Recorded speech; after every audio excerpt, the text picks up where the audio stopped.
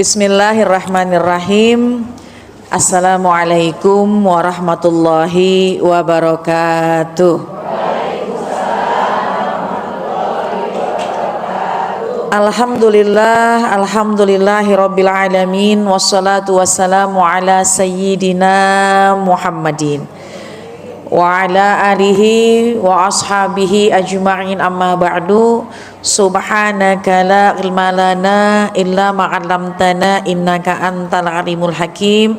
Rabbi shrah li sadri wa yassir li amri wahlul 'uqdatam min lisani yafqahu qawli. Amin ya rabbal alamin. Segenap para pengurus dari kajian muslimah di Masjid An-Nas, juga Dewan Kemakmuran masjidnya seluruhnya, saya hormati, saya cintai, dan mohon maaf tidak saya sebutkan satu persatu, tapi insya Allah tidak mengurangi rasa hormat, rasa cinta saya kepada seluruh keluarga besar, para pengurus dari kajian dan DKM An-Nas, juga yang terkhusus jamaah semua yang saya cintai. Alhamdulillah, syukur nikmat, pada pagi yang sangat cerah ini Allah kasih kita punya badan yang sehat, punya waktu yang luang, sehingga kita bisa mengisi waktu kita dengan kebaikan-kebaikan. Dan apalagi pada pagi hari ini kita sudah berada di rumahnya Allah, di tempat yang penuh dengan kebaikan. Insya Allah kumpul kita mendapatkan limpahan ampunan dosa dari Allah Subhanahu wa ta'ala. Salawat salam kita sampaikan kepada baginda kita Nabi besar Muhammad sallallahu alaihi wasallam. Terima kasih kepada pengatur acara. Alhamdulillah hari ini saya bisa kembali hadir berjumpa dengan para jamaah semuanya. Ini kali yang keberapa? Ketiga ya? Kali yang ketiga. Kira-kira 2 pertemuan yang lalu ingat nggak apaan tuh yang dibahas? Jangankan ibu, saya aja lupa apa yang dibahas ya. Ala kulli hal, insyaallah silaturahim kita penuh barokah. Dan apalagi tema hari ini terkait dengan sesuatu yang istimewa, yaitu tentang ibadah sholat adalah me time kita kepada Allah. Memang bahasan-bahasan kajian sekarang tuh istimewa dan sesuatu yang di luar nalar lah gitu ya. Artinya apa? Bahasa-bahasa yang gampang dimengerti. Me time. Emang apaan sih Bu me time?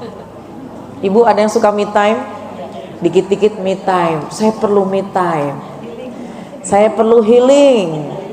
Saya perlu jalan-jalan. Dikit-dikit pasti ibu bilang, "Pah, saya mau me time dulu." Pusing kepala saya, gitu ya. Apa itu me time? Me time itu apa artinya? Me time. Kita punya waktu untuk diri kita sendiri ya. Baik jamaah sekalian, sebelumnya mari sama-sama kita baca Fatihah. Mudah-mudahan apa yang kita dapat ini menjadi ilmu yang manfaat. Al-Fatihah. A'udzubillahi minasyaitonirrajim. Bismillahirrahmanirrahim. Alhamdulillahirabbil alamin, arrahmanirrahim, maliki yaumiddin. Iyyaka na'budu wa iyyaka nasta'in.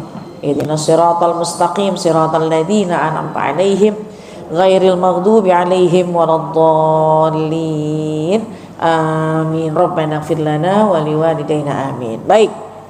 Jamaah sekalian, kalau kita bicara tentang ibadah salat, ya, salat adalah sesungguhnya me time kita bersama dengan Allah, me time kita dengan Allah. Layaknya hubungan seperti Isra wal Mi'raj. Itu Isra wal Mi'raj adalah penggabung hablum minallah, hablum minan nas. Kalau kita bicara tentang Isra dan Mi'raj itu berbeda. Isra itu hubungannya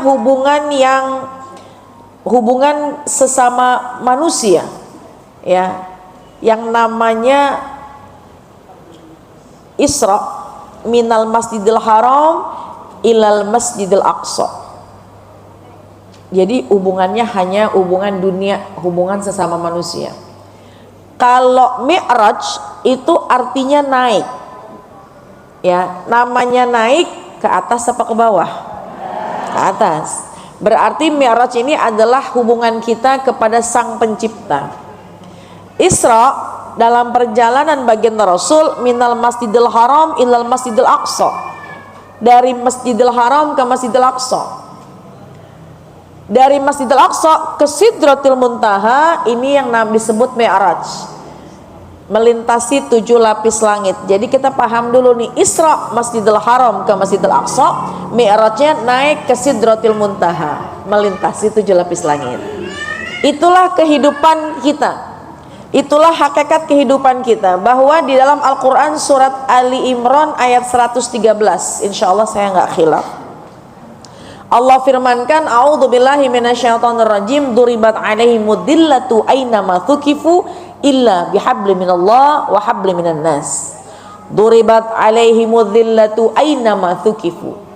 Allah akan hinakan manusia di mana saja dia berada. Allah akan hinakan manusia di mana saja dia berada, illa bihabli minallah wa habli minan nas.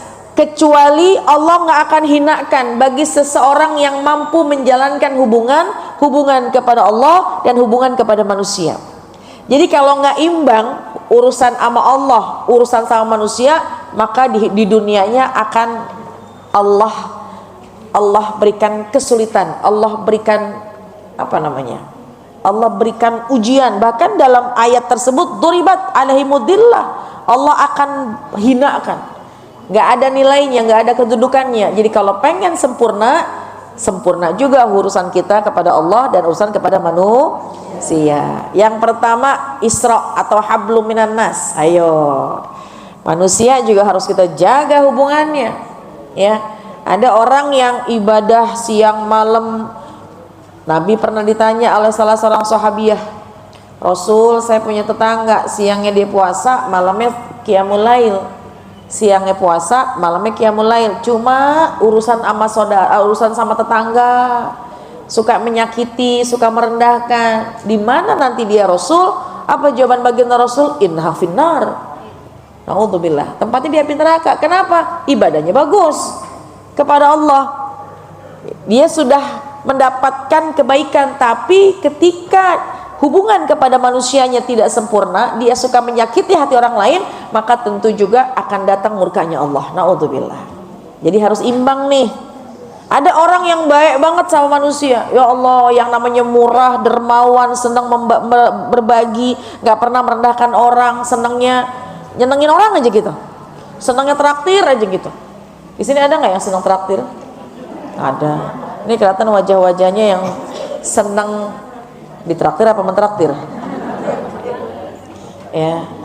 Ada orang yang kerjaannya tuh senang untuk menyenangkan, membahagiakan orang lain, tapi sholatnya enggak, ibadahnya enggak, dapat kebaikan, tapi dia nggak punya kunci pintu surga. Dia nggak punya kunci pintu surga. Dia sudah depan pintu surga, tapi dia nggak bisa masuk ke dalamnya. Kenapa? Karena dia nggak ibadah kepada Allah. Kuncinya nggak dia punya. Jadi harus imbang. Hablum minan nas, hablum minallah. Hablum minan nas, berbuat baik kepada sesama. Bu, apalagi sekarang mau masuk bulan Ramadan. Ya. Di antara persiapan kita mau masuk Ramadan adalah perbaiki urusan kita kepada sesama manusia. Saling maaf memaafkan. Ini mau Ramadan, berapa hari lagi Ramadan? Kalau Lebaran berapa hari lagi? Kali kita lebih hafal Lebaran daripada Ramadannya. Ya Allah. Jadi puasa berapa hari lagi ya? Tahu ya Ustaz saya. Tapi yang saya tahu sih Lebaran sekian hari lagi gitu. Ya. Nah baik. Jadi jamaah sekalian, perbaiki hablum minan nas kita. Gambaran Isra wal Mi'raj adalah Isra bagaimana urusan kita kepada sesama manusia. Lalu ada Mi'raj. Ketika Allah memberangkatkan baginda Rasul Mi'raj, ya, ke Sidratul Muntaha, melintasi 7 lapis langit, itulah sebuah simbol gambaran bahwa kita pun juga harus punya hubungan baik, kita pun juga harus punya kaitan atau keseimbangan ibadah kita kepada Allah. Dan ibadah terafdol, ibadah yang paling utama, yaitu ibadah sholat fardu atau sholat yang maktubah, sholat yang sudah ditentukan waktunya. Ibadah yang paling afdol sholat fardu. Ya. Karena sholat hanya perintah sholat yang Allah langsung sampaikan kepada baginda Rasul. Perintah tersebut langsung Allah turunkan kepada baginda Rasul, tidak pakai perantara, nggak pakai malaikat Jibril alaihissalam. Ya, semua amalan-amalan itu Allah sampaikan melalui malaikat Jibril sampaikan kepada baginda Rasul dengan wahyunya. Tapi kalau sholat, Allah langsung mengundang baginda Rasul, ke Sidratul Muntaha, ya. Kemudian untuk apa? Untuk menyampaikan perintah menjalankan ibadah sholat. Jadi hakikatnya ibadah kita, urusan kita kepada Allah, hablum minallah kita kepada Allah, ibadah yang terafdol, ibadah yang paling tinggi adalah ibadah sholat. Sholat yang wajib, sholat yang fardu sehari 5 waktu. Makanya pantas temanya adalah sholat adalah me time kita bersama dengan Allah. Bu, banyak banget loh keutamaan kalau kita sadari terkait dengan urusan sholat. Ya, yang pertama, sholat ini adalah tempat kembali kita kepada Allah sehari 5 waktu. Dengan adanya sholat sehari 5 waktu, maka alhamdulillah kita jadi balik sama Allah. Saya mau tanya, Ibu, kadang-kadang kan kalau lagi repot, kerjaan banyak, lagi shopping, belanja, hajatan, bebenah rumah, kadang suka lupa waktu apa enggak? Suka lupa waktu, beresin sana, beresin sini, beresin lemari, ada hajatan dan sebagainya, suka lupa waktu. Nah, ternyata apa yang membuat kita bisa ingat sama Allah? Terkadang ingat sama Allah itu ketika panggilan Allahu Akbar, Allahu Akbar, hayya 'alas shalah, hayya 'alal falah. Begitu panggilan, udah datang nih waktunya. Kalau nggak ada panggilan tuh, ya Allah, bablas. Ya, shoppingnya bablas, beres-beres rumah bablas, bikin kue, panggang kue bablas, berbagai macam kegiatan di luar, kerjaan di luar bablas, kita nggak ingat sama Allah. Jadi ketahuilah, sholat 5 waktu itu ketika kita menerimanya adalah hakikatnya adalah untuk kita kembali kepada Allah. Nih yang 5 waktu aja kadang-kadang suka dientar-entarin. Kadang-kadang begitu Allahu Akbar, azan berkumandang, kita masih khusyuk dengan kegiatan-kegiatan kita. Saking khusyuknya terus beresin pekerjaan, ada yang masak, pesanan catering, dagang, apalagi di jalan dan lain sebagainya. Tiba-tiba, ya Allah udah jam 2 belum sholat. Ada yang suka begitu? Mana orangnya? Kayaknya sih kita masing-masing pernah tuh begitu. Yang udah ada waktu sholat aja suka lupa. Yang udah ada sekarang 5 waktu suka khilaf. Lalu bagaimana kalau nggak ada waktu sholatnya Allah padahal, ya. Jadi kita bersyukur hakikatnya yang pertama, sholat adalah tempat kita kembali kepada Allah sehari dikasih 5 waktu. Yang kedua, jamaah sekalian, jadi ketahuilah dengan adanya sholat itu insya Allah bikin hati kita tenang. Ala bidzikrillahi tatmainnul qulub. Ketahuilah dengan ingat sama Allah hati jadi tenang. Yang kedua, tanpa kita sadari, sholat itu adalah waktu kita melepaskan dunia dan waktu kita bersama dengan Allah.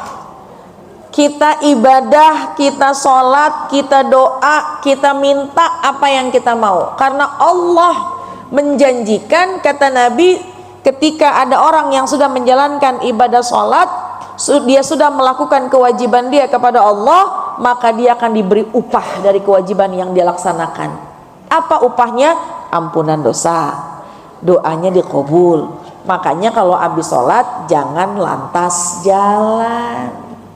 Padahal Assalamualaikum warahmatullahi, Assalamualaikum warahmatullahi, Ketika sudah kita tuntaskan sholat kita, Allah tuh seolah-olah mengatakan begini, kau sudah tunaikan kewajibanmu untukku, maka aku akan berikan upah untukmu. Apa yang kau mau, aku akan berikan. Cuma kadang-kadang kita nggak ngeh.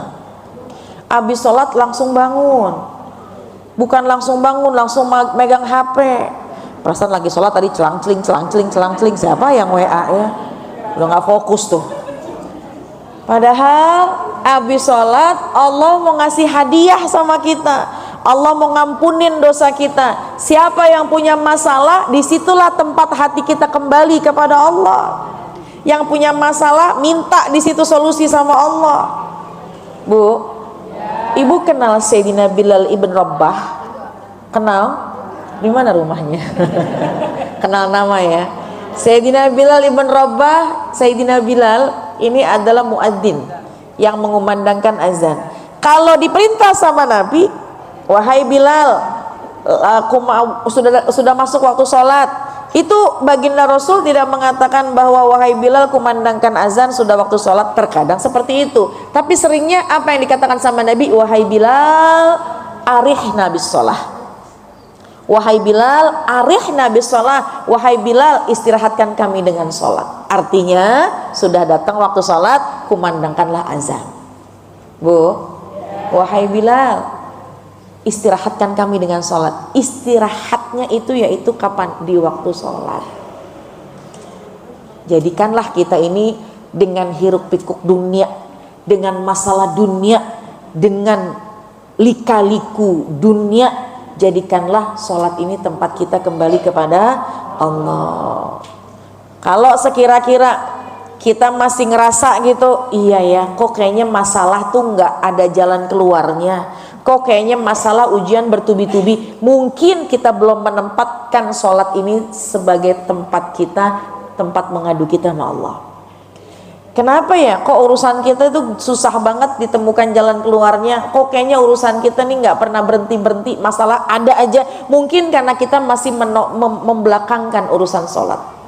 Kalau pengen diduluin urusan-urusan kita, kalau pengen cepat selesai masalah-masalah kita, kalau pengen Allah duluin urusan kita, maka duluinlah perkara sholat. Jadi yang kedua, jadikanlah sholat ini adalah waktu kita bersama dengan Allah, melepaskan beban dunia. Ketika sholat jangan lupa berdoa ya. Nah itu yang kedua. Jadi punya masalah, punya kegundahan hati ya, sholatlah tempatnya, kembali kita kepada Allah. Yang ketiga jamaah sekalian, sholat itu mampu mencegah perbuatan keji dan perbuatan yang mungkar. Inna sholata tanha anil fahsya'i wal munkar. Sesungguhnya sholat itu bisa mencegah perbuatan keji dan perbuatan munkar. Ada orang yang tanya gini, Ustazah, saya tuh sholat 5 waktu udah gak pernah tinggal, bener dilaksanakan, tapi kenapa ya kok kayaknya kemaksiatan, kemungkaran itu masih aja nempel. Ada gak yang suka gitu?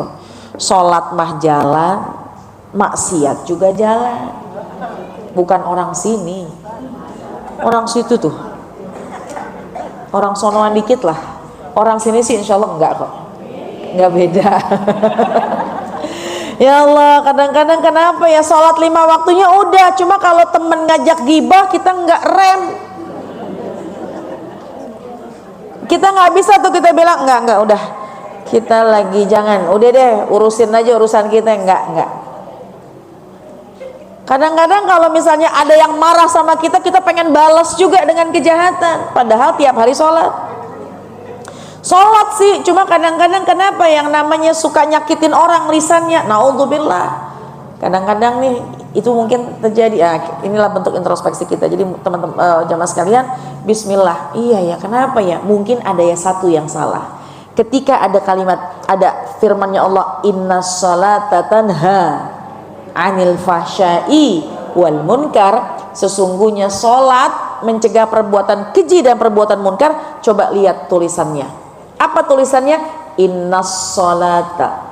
Ada alif lam di awal kalimat sholat. Itu namanya alif lam yang taksis, alif lam yang khusus. Maknanya Inna sholata tanha 'anil fahsya'i wal munkar. Sesungguhnya salat yang khusus, sesungguhnya hanya salat yang khusus yang bisa mencegah perbuatan keji dan perbuatan munkar. Bu, salatnya khusus. Karena salat itu ada 3 tingkatan. Salat yang umum, salat yang khusus, salat yang istimewa. Kalau salat yang umum bisa jadi sholat doang tapi perbuatan keji munkar masih dia laksanakan. Apa itu sholat yang umum? Sholat yang sekedar menggugurkan kewajiban. Udah sholat kok tapi dia gak perhatikan bagaimana kedekatan hati dia kepada Allah. Yang penting udah sholat subuh, zuhur, asar, maghrib, isya, rokaatnya sempurna, dia gak perhatikan bagaimana kaifiatnya, bacaannya, syarat sahnya. Itu biasanya sholat yang biasa. Sholat nggak pakai tumak ninah, wudhunya nggak dihapus make upnya. Bu, ibu mau ngaji, mau kemana-mana pakai bulu mata yang semeter. Kalau kata guru saya Ustaz Anu tuh, mau pakai bulu mata ya silakanlah, saya nggak peduli. Ibu mau pakai bedak, bedaknya yang tebal sampai 3 cm, nggak ada masalah, silakan. Tapi kalau mau sholat kan pakai wudhu, wudhunya dihapus dulu make upnya. Ya, ini kayak pakai bulu mata itu kan nempelnya kan pakai lem. Si lem itu kan bisa menghambat air wudhu masuk. Ibu kalau pakai bedak kan kadang-kadang pakai foundation. Kalau yang pakai apa sih foundation? Foundation itu buat nutupin flek-flek. Nah, itu bisa hilang nggak cukup dengan air, harus dengan pembersih, dan itu menghambat air wudhu masuk. Sudah belum kita sungguh-sungguh membersihkan itu kalau mau sholat? Bibirnya nih, mohon maaf nih, pasti ibu-ibu yang di sini belinya lipstiknya yang waterproof, apalagi lagi musim hujan begini. Lagi musim hujan begini pasti minta duit sama suaminya, bang saya mau beli lipstik baru bang, musim hujan di mana-mana bang, supaya kalau kena hujan alis aman, bibir aman. Ya silahkan, nggak masalah, waterproof, lebih mahal malah ya, karena kalau kena air dia ya waterproof, nggak hilang dengan air, bisa melapis, tidak melapis gitu. Nah cuma kalau mau sholat berarti harus dihilangin dulu. Sudah belum kita sungguh-sungguh dari mulai wudhunya? Ya, nah itu diperhatiin. Kalau kemarin mungkin kita sembrono, kita lalai. Nah itu jadinya sholat tidak menjadikan kesungguh-sungguhan kita berhadapan kepada Allah. Jadi sekali lagi, ibu mau pakai bulu mata palsu yang panjang, mau pakai bedak yang tebal, mau pakai bibir yang waterproof, mau pakai apa yang di atas mata tuh? Di sini di kelopak mata. Eyeshadow, kanan biru, kiri hijau misalnya. Tapi kalau mau sholat hapus. Sudahkah kita seperti itu? Kadang-kadang sholat yang umum dia nggak perhatiin itu, dia asal basah aja, dia nggak sempurna wudhunya. Bagaimana mau sempurna sholatnya kalau wudhunya tidak diperhatikan? La sholata liman la wudhu alahu.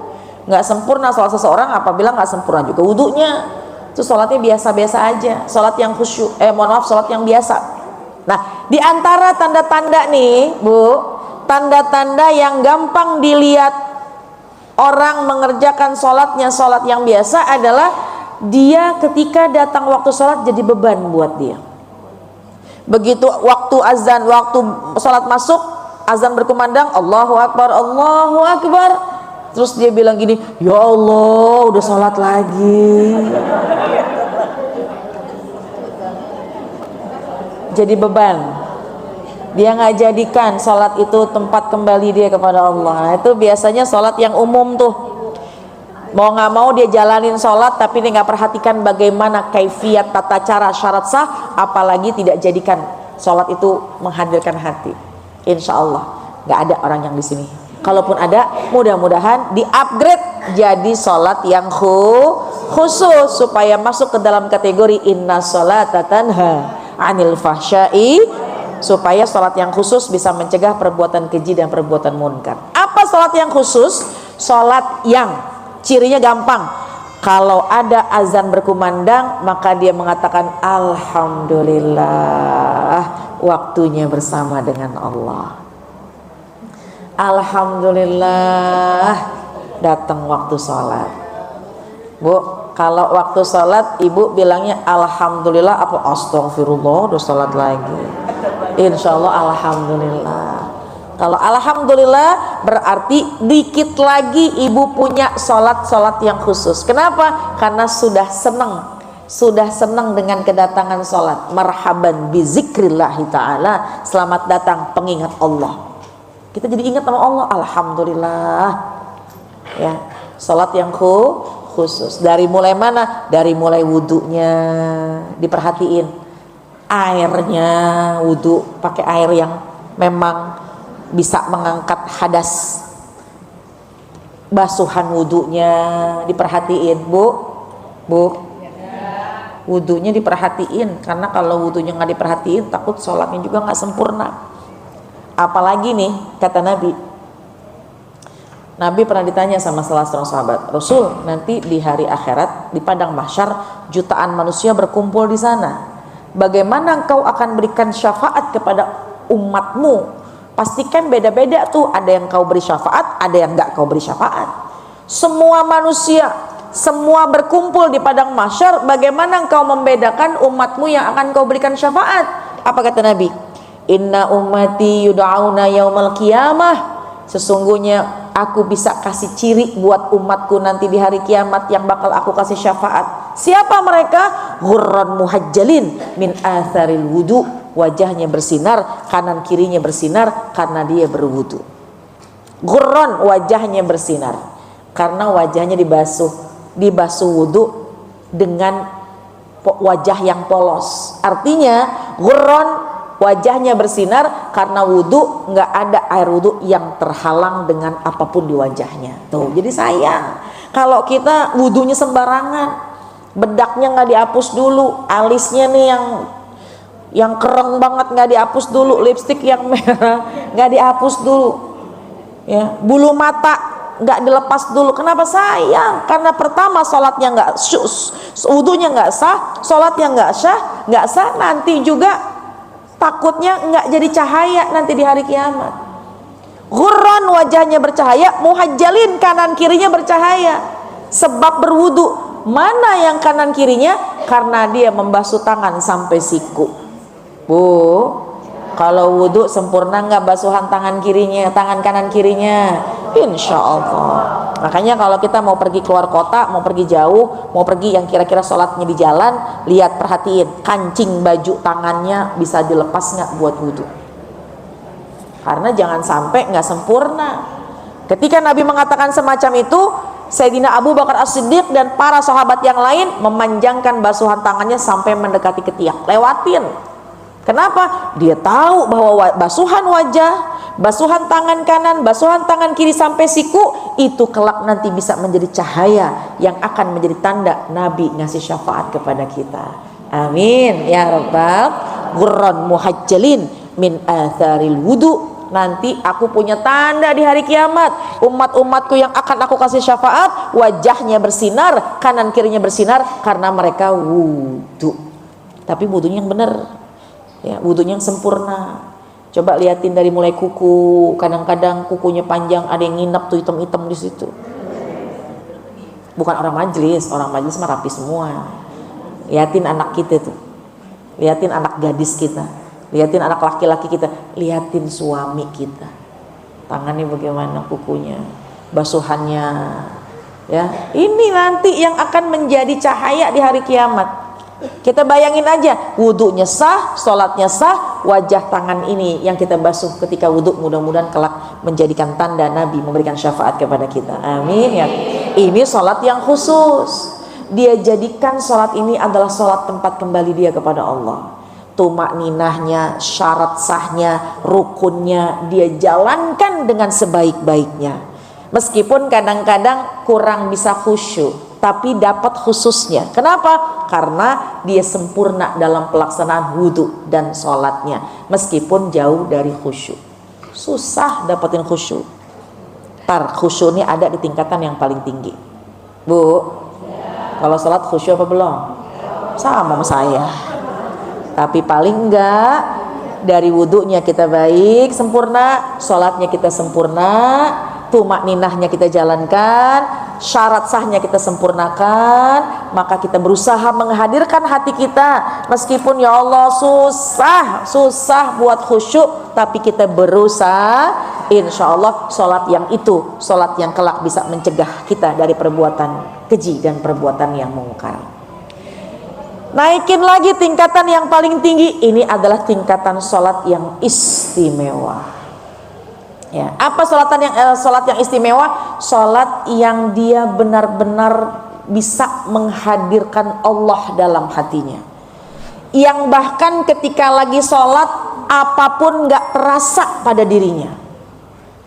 Bahkan salah seorang sahabat dulu pernah ada yang divonis ingin diamputasi. Ya, salah seorang sahabat pernah divonis untuk diamputasi, kemudian dokter menyarankan karena perlu diamputasi, ngilangin rasa sakit supaya kau bisa tertidur, maka kau harus minum khamar. Cuma sahabat nggak mau minum khamar. Saya nggak mau minum khamar dokter, saya nggak mau minum khamar. Kenapa? Karena itu yang memabukkan. Memang mabuk bikin dia tidur diamputasi nggak terasa. Cuma apa yang dikatakan? Lakukanlah amputasi ketika saya sedang sholat. Karena ketika saya sedang sholat, saya merasakan kehadiran saya bersama dengan Allah, kenikmatan bersama dengan Allah. Maka lakukanlah, nggak akan terasa apapun ketika saya sedang sholat. Para sahabat tentu beda sama kita. Kalau kita kadang-kadang yang di luar sholat nggak gatel, pas di dalam sholat jadi gatel. Ada yang gitu? Di luar sholat nggak ada yang gatel. Nggak, kaki kita nggak gatel, ini kita nggak gatel. Allahu Akbar. Inni wajjahtu wajhiyal ladzi. Di luar sholat nggak terasa tuh. Sebaliknya di dalam sholat malah terasa. Ya mungkin karena iman kita ini belum setebal para sahabat. Tapi ala kulli hal, minimal sholatlah sholat yang khusyuk, sholatlah sholat yang khusus. Insya Allah sholat yang khusus bisa mendekatkan kita kepada Allah, dan insya Allah bisa mencegah perbuatan keji dan perbuatan yang mungkar. Masya Allah. Sayyidina Ali karramallahu wajhah, ketika itu juga kan, atau dalam satu riwayat ada salah seorang sahabat ketika sedang perang, ya, ketika sedang perang tertusuk pedang, ya, sangat dalam. Kemudian ketika mau dicabut, begitu ditarik sedikit teriak. Kemudian dia mengatakan, izinkan saya akan sholat. Tolong cabut ketika saya sedang sholat. Karena ketika saya sedang sholat, saya sedang bersama dengan Allah, semua nggak terasa buat saya, maka cabutlah ketika saya sedang sholat. Lagi sholat dicabut nggak terasa. Bu, kita mungkin nggak kayak gitu, kita mungkin nggak sehebat itu, tapi paling enggak kita bisa mencoba menghadirkan ketika waktu sholat, bayangkanlah Allah sedang bersama dengan kita. Ibadah yang paling istimewa adalah ibadah yang ihsan. Anta'budallaha ka'annaka tarahu fa illam takun tarahu fa anta'budallaha ka'annahu khilaf saya. Astagfirullahaladzim. Allahumma shalli ala Muhammad. Anta'budallaha ka'an saya lupa. Anta'budallaha, beribadahlah kepada Allah seolah-olah kita melihat Allah. Fa illam takun tara, kalau kamu nggak melihat Allah, fa innahu yaraka, sesungguhnya Allah melihatmu. Beribadahlah seolah-olah kita melihat Allah. Kalau kita nggak melihat Allah, ketahuilah Allah melihat kalian. Jadi jamaah sekalian, jadikanlah upgrade kualitas sholat kita sekarang adalah ketika kita sedang sholat, kita sedang melihat Allah, kita sedang bersama dengan Allah. Kalau memang kita belum bisa menghadirkan Allah di hadapan kita karena banyaknya dosa-dosa kita, maka ketahuilah Allah sedang mandangin kita lagi sholat. Jadi kalau memang kita belum mendapatkan sholat yang paling tinggi nih, sholat yang istimewa, sampai nggak usah dibius, mau operasi nggak usah dibius dok, saya mau sholat aja. Ada nggak yang begitu? Dok saya mau ngelahirin nih, nggak usah pakai dibius dok, nggak usah. Pas mau dijahit nggak usah pakai dibius-bius, bentar dok saya coba hadirkan hati saya bersama dengan Allah. Nggak, susah kita ya Bu. Tapi paling tidak mudah-mudahan mulai sekarang kita bisa menghadirkan Allah. Kapan? Ketika kita sedang sholat, melepaskan beban masalah. Punya masalah kita lapor sama Allah, lagi capek kita melaksanakan ibadah sholat. Yang paling inti adalah kalau kita sedang punya masalah, pergilah kepada Allah dengan ibadah sholat. Ambil air wudhu, kemudian pakai mukena, ya, hadirkan Allah dalam hati kita sambil kita ketika bertakbiratul ihram Allahu Akbar, berusaha untuk menghadirkan Allah dalam hati kita. Sebuah gerakan Allahu Akbar ini artinya menyerah. Takbiratul ihram, mengangkat tangan, ini artinya nyerah, menyerahkan semua perkara dunia, menyerahkan semua permasalahan dunia, menyerahkan semua urusan-urusan yang membebankan dunia, menyerahkan kepada yang maha besar. Siapa? Allah Subhanahu wa ta'ala. Jadi kalau kita punya masalah, lagi gelisah hati, kepala kita pusing, datanglah ke tempat, datanglah ke wudhu, datanglah kita berwudhu. Ketika kita berwudu, hakikatnya kita sedang melepaskan, kita menyegarkan badan kita lagi, dan kita sedang mensucikan diri kita lagi, dan kita sedang bertobat kepada Allah, membersihkan semua pikiran-pikiran kotoran kita, pikiran-pikiran kotor kita. Makanya kalau habis wudu bacaannya apa? Asyhadu an la ilaha illallah wa asyhadu anna Muhammadar Rasulullah. Allahumma ja'alni minat tawwabina waj'alni minal mutatahhirin waj'alni min ibadikas sholihin. Ya Allah, Allahumma ja'alni, ya Allah, jadikanlah aku nih orang yang senang bertobat, senang memohonkan ampun kepadamu. Ya Allah, orang yang senang bersuci. Nah jadi hakikatnya kalau mulai dari wudunya aja udah kita, ya Allah pengen datang sama Allah, masalah banyak, beban berat, urusan belum ketemu jalan keluarnya. Ya Allah, dari mulai wudhu aja udah kita senang menjalankannya, ya, dengan bismillah cuci tangan, kemudian kita kumur-kumur meskipun itu sunnah, masuk ke dalam rukun yang kedua, yaitu setelah niat membasuh wajah. Ya Allah, terang mata kita, seger wajah kita, ini wajah yang penuh dosa, yang wajah ini yang memandang urusan dunia, yang lelah dengan urusan dunia, pengen bersihkan wajah, ingin menghadap kepada Allah. Hakikatnya lagi basuh wajah itu adalah lagi mensucikan wajah, memantaskan diri meskipun banyak dosa, memantaskan diri untuk berhadapan dengan Allah ketika waktu sholat. Kemudian ketika sholat, udah selesai sholat, baca doa, pakai mukena, ya. Boleh kita mengamalkan satu amalan doa, Rabbi ini a'udzubika min hamadati syayatin wa a'udzubika Rabbi ayyahdurun. Ada dalam Al-Quran, Rabbi ini a'udzubika min hamadati syayatin wa a'udzubika Rabbi ayyahdurun. Ya Allah, aku berlindung kepadamu dari setan-setan yang mengganggu ketika aku sedang sholat. Nah, berusaha sebelum takbiratul ihram, niat dalam hati, sebut pakai bahasa kita aja dalam hati, belum sholat kan, belum mulai takbiratul ihram, masih di luar sholat. Ya Allah, aku hadirkan hatiku untukmu, aku hadirkan hatiku padamu, aku kembali kepadamu, aku palingkan semua urusan dunia, aku palingkan semuanya, dan aku fokuskan pandanganku kepadamu. Allahu Akbar. Jadi resepin dulu sebelum takbiratul ihram.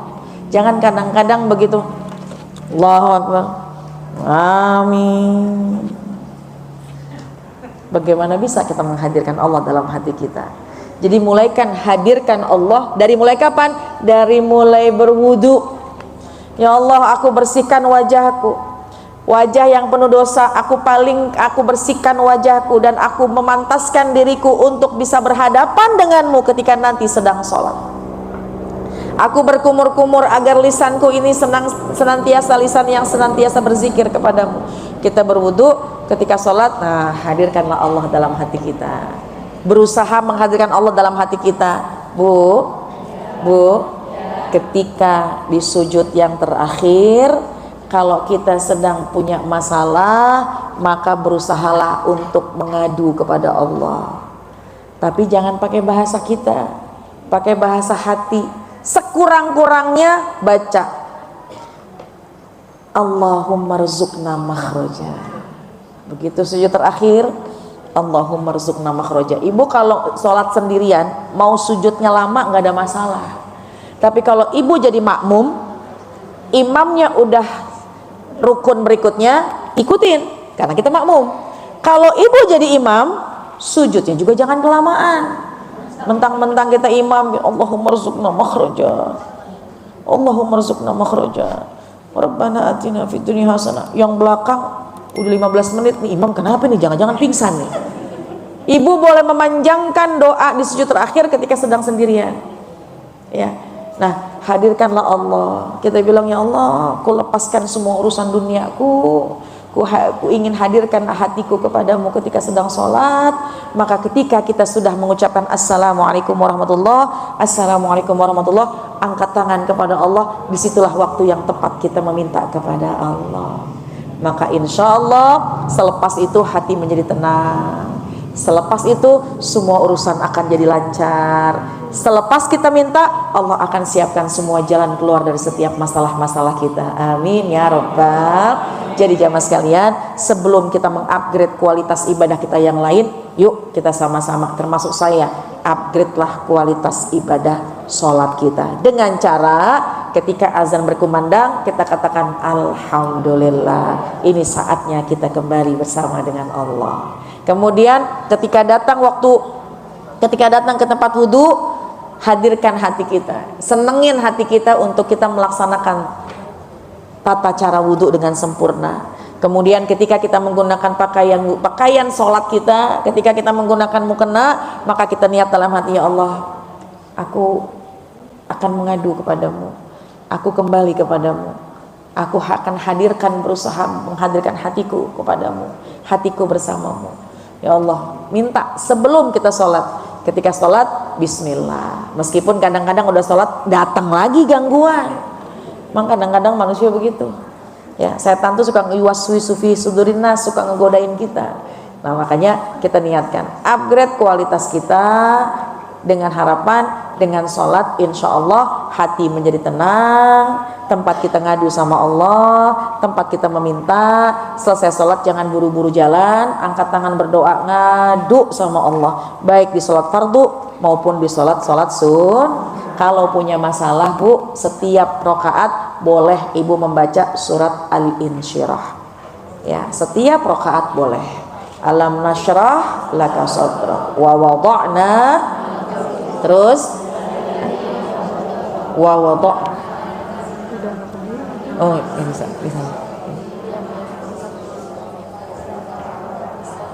Fa inna ma'al usri yusran, inna ma'al usri yusran.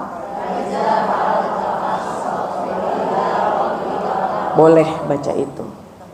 Rakaat kedua baca Fatihah, baca itu lagi boleh.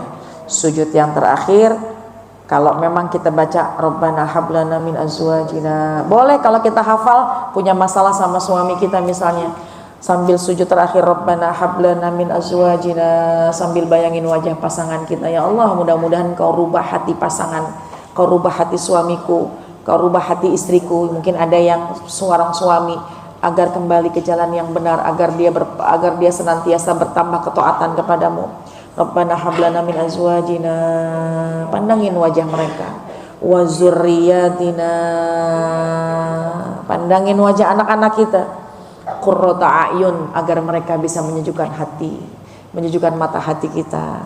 Dan kita minta sama Allah, lagi-lagi kalau kita punya masalah ya, kalau kita punya masalah boleh Bu, boleh kita menyebut lafzul jalalah, Allah, Allah, Allah, Allah, Allah. Hati, jangan diucap hati, yang membayangkan masalah-masalah kita. Maka insya Allah selepas kita sholat, hati lebih tenang, Allah sedang siapkan jalan keluar. Dan itulah me time kita, itulah saat kita kembali kepada Allah dengan ibadah sholat. Jadi ibadah fardu jangan ditinggalkan tentunya, tingkatkan kualitasnya, waktunya, tata caranya, kaifiatnya, syarat sahnya, agar berkualitas sholat kita dan agar sholat kita menjadi sholat yang khusus. Dan sholat sunnah naikin kuantitasnya. Apa kuantitas?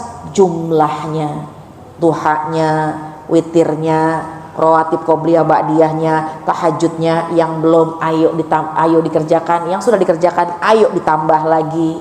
Jadi sholat fardu tingkatkan kualitasnya, bobotnya. Sholat sunnah tingkatkan kuantitasnya, kuantitinya, jumlahnya. Insya itu status untuk di media sosial hari ini. Sholat fardu tingkatkan kualitas, sholat sunnah tingkatkan kuantitas. Yang belum kerjakan sholat sunnah ayo dikerjakan, yang sudah tambahin lagi bilangan rakaatnya. Duha 2 naikin jadi 4. Subuh 2 rakaat, ibu rajin, nggak usah pakai ditambah. Lagi rajin nih jadi 3 rakaat, nggak usah.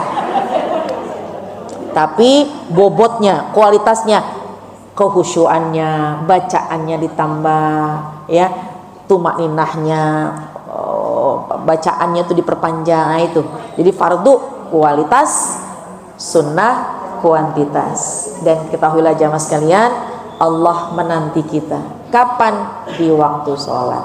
Makanya kalau ada panggilan azan, pahami kalimat panggilannya Allah, muadzin yang mengumandangkan hayya 'alas shalah. Allah itu kayak lagi manggil kita, punya masalah, lagi sedih, lagi bimbang, lagi gelisah, sulit menemukan jalan keluar, hayya 'alas shalah, datanglah untuk melaksanakan ibadah salat. Kemudian apa Allah katakan? Hayya 'alal falah. Lagi sedih, ngerasa sedang terpuruk, ngerasa paling susah, direndahin sama orang, merasa nggak ada nilainya di muka bumi ini, hayya 'alal falah, datang kepadaku, laksanakan ibadah sholat, aku akan berikan kemenangan untukmu. Cuma kadang-kadang azan ini nggak kita maknai secara hakiki. Ketahuilah kalau kita datang sholat, semua masalah Allah akan bereskan, semua urusan Allah akan tuntaskan, semua kesedihan Allah akan ganti dengan kebahagiaan. Jadikanlah sholat tempat kita kembali kepada Allah. Amin ya rabbal alamin. Baik jamaah sekalian, alhamdulillah ada waktu sekitar 15 menit. Silahkan kalau ada yang mau bertanya. Ya silakan. Ya gimana? Ya silakan. Pakai mikrofon boleh. Ya, gimana tadi udah ngomong sama orangnya? Terus tadi gimana? Jadi dia gimana? Udah nggak apa-apa? Nggak apa-apa, deal kali nggak usah. Deal nggak usah ya? Berarti tinggal ganti waktu hari aja ya? Iya kan nggak mungkin juga keburu. Iya silakan. Hah? Iya 2 jam. Ya silakan. Belum dipencet mungkin? Sudah? Mau pakai yang ini boleh? Boleh, nggak apa-apa. Ini cukup pakai bismillah.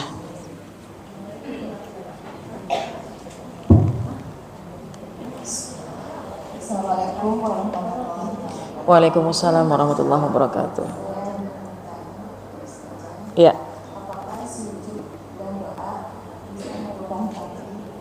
Sujud dan doa. Baik. Ibu siapa namanya? Ibu Haryati. Ibu Haryati. Baik, pertanyaan Ibu Haryati, apakah sujud dan doa bisa merubah takdir? Kata Nabi gini, ad-du'a'u yanfa'u mimman nazal wa mimman lam yanzil. Ad-du'a, doa itu yanfa'u, bermanfaat. Ad-du'a'u yanfa'u mimman nazal wa mimman lam yanzil. Doa itu sangat manfaat bagi apa yang sudah turun ataupun apa yang belum turun. Ya. Ketika kita mengangkat tangan kepada Allah, makanya kata Nabi, doa minta sama Allah itu senjata kita. Ad-du'a usilahul mu'min. Doa itu adalah senjata kita, senjatanya orang beriman. Bahkan kata Allah, ud'uni, minta kepadaku, ngadu kepadaku, cerita denganku, astajib lakum, aku akan berikan kepadamu. Kalau ada orang yang nggak mau doa, maka dia sombong. Kenapa? Karena dia nggak butuh Allah. Lalu bagaimana Ustazah? Doa kita nggak dikabul? Dikabul, cuma pada waktu yang tepat nanti akan Allah berikan. Ya, jadi kalau pertanyaan ada nggak sih Ustazah, apakah doa itu bisa merubah takdir? Jawabannya adalah iya. Kenapa? Karena Allah ingin melihat kesungguh-sungguhan permintaan kita. Makanya kata Allah, minta. Bagaimana? Aku akan memberikan apa tanpa kau minta, aku akan berikan. Apa diantaranya? Ibu kadang-kadang minta sehat aja jarang-jarang, tapi dikasih sehat sama Allah.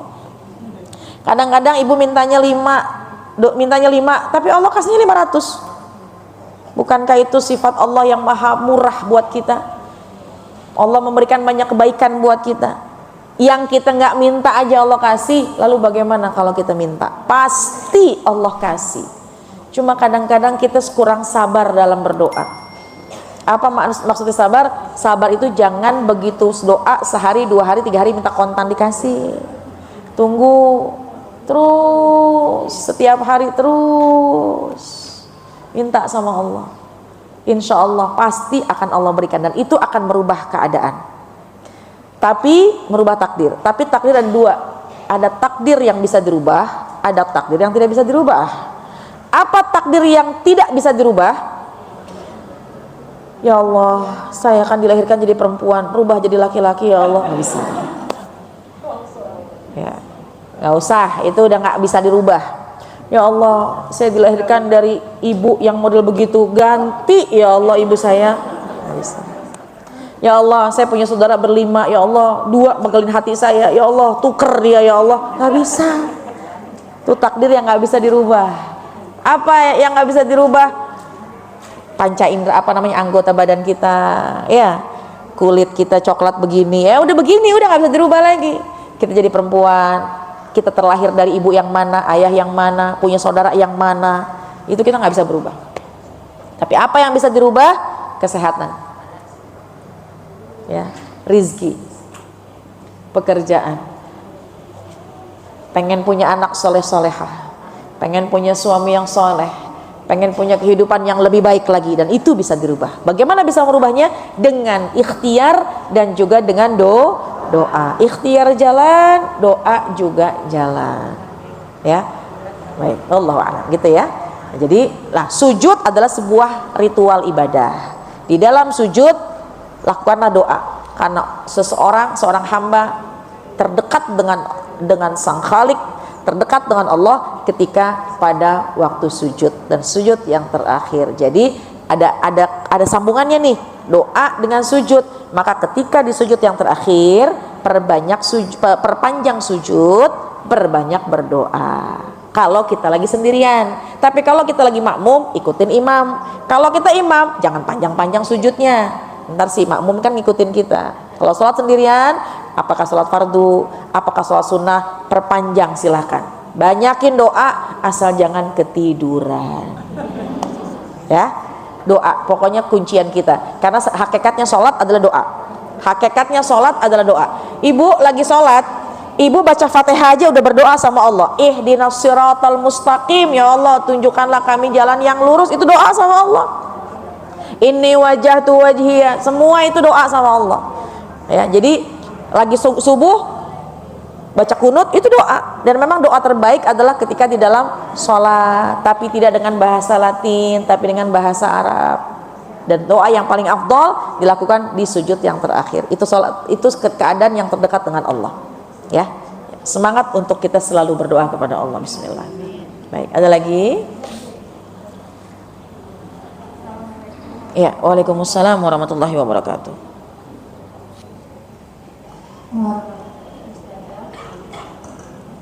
Saya mau bertanya mengenai tadi dari mulai wudhu Ya. kita harus disempurnakan. Ya. Meningkat sebelum wudhu itu kita berpakaian. Ya. Kadang kita sholat subuh itu memakai pakaian bekas tidur. Ya. Perasaan kita pakaian tidur kita bersih. Iya. Tapi menurut Allah kita tidak tahu. Iya. Jadi sebaiknya yang afdolnya itu pakaian tidur atau kita sediakan khusus pakaian untuk sholat kita. Iya. Demikian Mbak Ustazah. Ya. Terima kasih. Assalamualaikum. Waalaikumsalam warahmatullahi wabarakatuh. Jamaah sekalian, kita kan perempuan nih ya. Kita pakaian sholat kita apa sih Bu? Mukena atau sesuatu yang menutup aurat, itu pakaian sholat kita. Adapun pakaian dalamnya, apa pakaian dalam favorit kita? Daster. Ya. Selama daster tersebut dalam keadaan suci, maka sah kita bawa dalam pelaksanaan sholat. Nah, tapi ini daster dipakai emang buat tidur. Kalau kita yakin memang ini suci, tidak ada najis, maka sah sholatnya. Ya, jamaah sekalian, itu hanya pakaian pelengkap dalam aja. Kalau mau ganti lebih afdol, enggak ganti pun sah. Mau sholat nih, ya, masa baju tidur yang kita pakai mau ganti, afdol, lebih baik. Tapi kalaupun misalnya nggak bisa ganti daster, nggak bisa ganti yang baru, tapi kita yakin pakaian kita suci, bismillah, nggak ada masalah. Perhatikan mukenanya. Kalau pak daster kita pendek, begitu takbiratul ihram jangan sampai tangannya kebuka. Lalu ada pertanyaan, lalu bagaimana Ustazah misalnya habis mandi nih, mohon maaf nih, tanpa busana dalam. Mohon maaf nih perempuan, nggak pakai busana, nggak pakai daster, nggak pakai pakaian, tapi pakai pakaian pelengkap kita, segitiga sama sisi, sama kacamata berenang. Boleh nggak? Jawabannya boleh, selama bisa memastikan ketika sholat mukenanya tidak berbayang, dan ketika takbir, baik takbiratul ihram atau takbir intiqal. Takbiratul kan takbir dua. Takbiratul ihram Allahu Akbar yang pertama. Ini kan kalau gini kan suka ngangkat nih. Nah itu kelihatan nggak? Ya. Atau takbir intiqal. Apa takbir intiqal? Ketika sami Allahu liman hamidah. Nah kan intiqal nih, berpindah. Ya, berpindah dari satu rukun ke rukun berikutnya. Itu kan berpindah. Pakai sunnahnya kan ngangkat tangan, takbir. Nah, ketika ngangkat tangan kelihatan nggak aurat kita? Nah, itu yang itu jadi permasalahan. Jadi mau daster ini misalnya, mohon maaf, emang dasternya cuma punya itu. Ada orang punya baju cuma itu doang. Ya tidur itu, ngaji itu, sholat itu. Tapi selama dia yakin suci, bukan karena itu, nggak ada masalah. Silahkan pakai. Jadi mau sholat subuh pakai pakaian daster buat tidur nggak ada masalah. Yang penting pastikan mukenanya menutup aurat sempurna, dan ketika kita takbiratul ihram atau takbir intiqal ini jangan ada aurat yang terbuka, gitu ya. Boleh, nggak ada masalah. Tapi lebih afdol ya ganti, ya, mandi, bersih-bersih, itu namanya orang yang resik. Nah itu tuh tingkatan-tingkatan yang paling tinggi. Jamaah sekalian, para sahabat itu kalau mau sholat, ya, dan bisa kita tiru, mau sholat bersih-bersih karena mau menghadap kepada Allah, mandi. Ada juga para ulama, para kekasih-kekasih Allah yang sekarang ada di muka bumi, mungkin ibu-ibu juga mungkin menjalankan ini. Begitu setiap mau sholat 5 waktu mandi. Ini biasanya orang-orang dulu nih, bersih gitu kalau mau sholat, mandi, ganti semuanya. Pakaian dalam ganti, baju dasternya ganti. Kalau laki-laki pakaian dalamnya ganti, pakaiannya pakai pakaian koko, ganti semua, bersih dan resik. Ada yang begitu, itu yang lebih afdol. Tapi kalaupun sekira-kira memang kita tidak bisa ganti daster, selama kita yakin itu suci, aman. Baik. Ada lagi? Satu lagi boleh?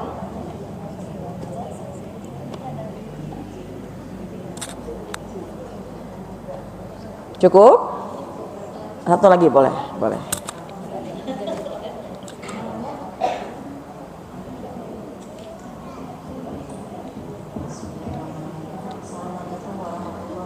Waalaikumsalam warahmatullahi wabarakatuh. Iya boleh.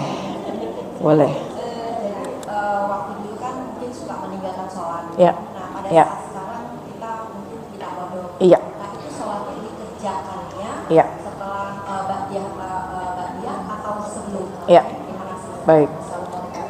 Waalaikumsalam warahmatullahi wabarakatuh. Jamaah sekalian, zaman dulu suka ninggalin sholat. Mungkin karena dulu masa-masa remaja, masa-masa belum kita mengenal mengenal lebih dalam tentang agama. Namanya manusia kan ada proses hijrah ya, dan itu nggak ada masalah karena proses semuanya. Yang penting akhirnya, yang penting sekarang, ya. Karena kata Nabi, amalan pertama yang nanti ditanya di hari kiamat perkara sholat, maka sebelum kita cek yang lain, maka cek sholat kita. Ternyata benar Ustazah, kemarin waktu misalnya kita dalam keadaan yang masih jahiliyah, bukan jahiliyah lah, artinya dulu zaman-zaman kita masih proses mencari jati diri, sholat kita masih belang-belentong, subuhnya enggak, isyanya enggak gitu ya, kadang-kadang zuhurnya bablas, ada hutang. Maka satu, wajib qadha. Sholat sunnah 1000 rakaat tidak bisa mengganti 1 rakaat sholat fardu. Kita mau sholat sunnah 1000 rakaat pun nggak akan pernah bisa mengganti 1 sholat fardu. Sholat fardu yang ditinggal secara muta'ammidan, secara sengaja, bukan karena haid ya, bukan karena haid, bukan karena nifas gitu ya. Nah,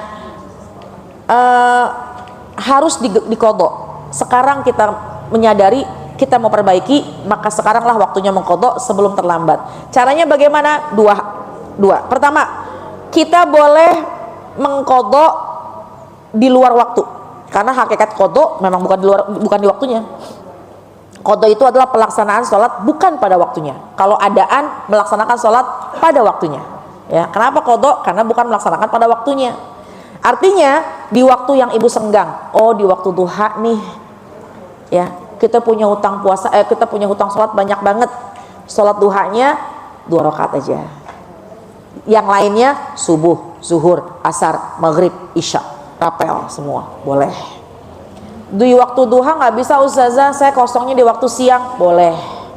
Saya kosongnya pada malam tahajud, boleh. Bahkan jamaah sekalian, kata sebagian ulama, kalau kita, bahkan ini intifak ulama juga, kalau kita yakin punya hutang sholat banyak, ya, nggak usah dulu ngerjain sholat sunnah, bayar dulu utangnya, ya. Tapi kalau kita sholat sunnah dikerjakan, utang juga dibayar, yang wajib dikerjakan tentu lebih afdol. Jadi itu waktu yang pertama. Di waktu yang terserah ibu mau pilih kapan, ya, mau di kapan aja, dirapel, subuh, duhur, asar, maghrib, isya, atau dibagi 3. Sekarang subuh sama zuhur aja deh, ntar siang, asar, maghrib, malam, isya, boleh. Yang penting dikerjakan, karena hakikat qadha bukan pada waktunya. Atau yang kedua, supaya ibu gampang ingatnya, karena banyak utangnya, setelah sholat fardu di waktunya, maka naik lagi qadhaan.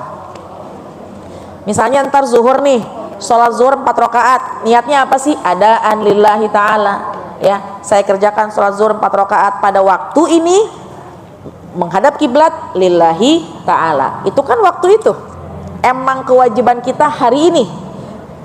Setelah kita sudah tunaikan kewajiban kita untuk hari ini, kita punya hutang yang lama, maka bangun lagi. Niatnya qadhaan. Saya niat sholat zuhur 4 rakaat menghadap kiblat, qadhaan lillahi ta'ala. Qadha yang mana? Pokoknya qadha yang lama deh. Masih sehat, naik lagi zuhur lagi. Kalaupun enggak, ya udah nanti asar lagi.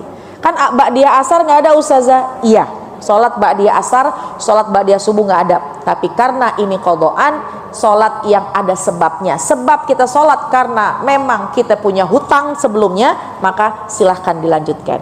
Jadi habis sholat asar, boleh bangun lagi untuk qadha sholat asar. Maghrib begitu lagi, isya begitu lagi. Jadi nggak ada ba'diyah. Nggak apa-apa tuh Ustazah, nggak ba'diyah. Ba'diyah sunnah, qadha wajib. Jadi saya nggak ba'diyah dong Ustazah, ba'diyah sunnah. Qadha lah yang wajib, dahulukan yang wajib supaya utang kita segera selesai. Gitu ya. Baik, silahkan dipilih. Baik, cukup? Ya, jadi atau gini jamaah sekalian, Bu, misal gini, saya nggak tahu deh jumlahnya berapa, tapi kayaknya sih emang dulu ya gitu deh sholatnya gitu. Hitung mah susah nih, bagusnya dihitung ya. Cuma kayaknya kalau dihitung-hitung nggak tahu ya, banyak deh pokoknya gitu. Subuh sih kayaknya sih banyak, duhur enggak gitu. Nah, lebih afdol maka sholat aja qadhaan. Subuhnya qadha, zuhurnya qadha, asarnya qadha, sampai isya pun qadha. Kalaupun umurnya sampai belum lunas utang kita, Allah nggak akan catat kita orang yang lalai karena kita sudah berusaha membayar utang yang lama, gitu ya. Kalaupun sekira-kiranya kelebihan, udah kelar utangnya sama Allah, tapi kita masih sholat qadha, insya Allah itu nggak akan sia-sia, pasti ada pahalanya. Jadi dua pilihannya, silakan. Boleh. Ba'diyah itu kan sholat yang dikerjakan sesudah waktu. Jadi sholat zuhur, qadha, habis qadha ba'diyah boleh. Maghrib, habis maghrib adaan, kemudian qadhaan, habis qadhaan ba'diyah boleh. Bukan berarti nggak boleh sholat sunnah, tapi didahulukan yang fardu. Tapi kan lebih cakep fardu dibayar, sunnah juga dilaksanakan. Sempurnalah sholat kita, karena memang jamaah sekalian, sesuatu yang harus kita perbaiki sebelum yang lain adalah urusan sholat. Urusan kita pengen beres, sholat. Kita pengen berubah kehidupan kita lebih baik, sholat. Seorang mu'alaf setelah syahadat, apa yang dipelajari? Tentang sholat. Anak udah ngerti apa dulu ilmu yang kita sampaikan? Tentang sholat. Kita, kehidupan kita nih mungkin masih berantakan banget. Kok kayaknya berantakan banget ya? Apa ya yang salah? Mungkin sholatnya belum sempurna, sholatnya mungkin belum baik, sholatnya hanya sekedar menggugurkan kewajiban. Jadi yuk sama-sama kita introspeksi. Kalau memang masih banyak masalah yang belum selesai, kalau mungkin masih banyak masalah yang belum ketemu jalan keluarnya, kok ujian bertubi-tubi, mungkin hubungan kita sama Allah belum kuat, yaitu belum kita maksimalkan, belum berkualitas terkait urusan sholat. Insya Allah pertama waktu jangan ditunda-tunda. Pakaiannya kita perhatikan, kita beli pakaian sebulan sekali, beli kerudung, ya Allah yang hijau botol, hijau daun, hijau lumut, macam-macam. Tapi mau kena itu pakaian kita menghadap kepada Allah, kenapa kita nggak perbaiki? Kenapa? Itu kan pakaian kita sedang menghadap kepada Allah. Kita menghadap manusia aja kita pakai pakaian terbaik. Lalu ketika menghadap kepada Allah, kenapa kita sayang ngeluarin duit buat kita pakaian kita menghadap kepada Allah? Itu dinilai sama Allah. Nggak perlu mahal. Yang penting baik, menutup aurat secara sempurna. Tapi kan tentu kalau aja kita berani membeli pakaian senilai ratusan ribu, kenapa kita nggak pernah berani membeli mukena yang ratusan ribu? Harusnya kita harus lebih berani membeli pakaian untuk kita menghadap kepada Allah. Ya, dari pakaian, kemudian dari wudunya, dari tumak ninahnya, pelaksanaannya, hadirkan hati, perbanyak berdoa, insya Allah sholat kita baik, sholat kita perbaiki, maka urusan kehidupan kita juga akan semakin baik. Amin ya rabbal alamin. Al-Fatihah. A'udzubillahi minasyaitonirrajim. Bismillahirrahmanirrahim. Alhamdulillahirabbil alamin. Arrahmanirrahim. Maliki yaumiddin. Iyyaka na'budu wa iyyaka nasta'in. Ihdinas siratal mustaqim. Siratal ladzina an'amta 'alaihim ghairil maghdubi 'alaihim waladdallin. Amin. Rabbana ighfir lana wa liwalidayna amin. Ustazah, saya kalau misalkan jalan ke sana suka nggak bawa mukena Ustazah, karena pakaian saya panjang, boleh nggak? Boleh. Yang penting syaratnya menutup aurat dengan sempurna, gitu ya. Jadi kalau pakaian panjang kayak begini kan bisa sholat, tapi tentu ya karena mungkin panjang, semua silahkan tertutup kecuali wajah dan dua telapak tangan. Ya, nah itu yang penting diperhatikan kalau pakai baju nih, ketika takbiratul ihram, Allah, ini turunnya nih, ini kelihatan nih. Nah ini bisa ini aurat nih terbuka.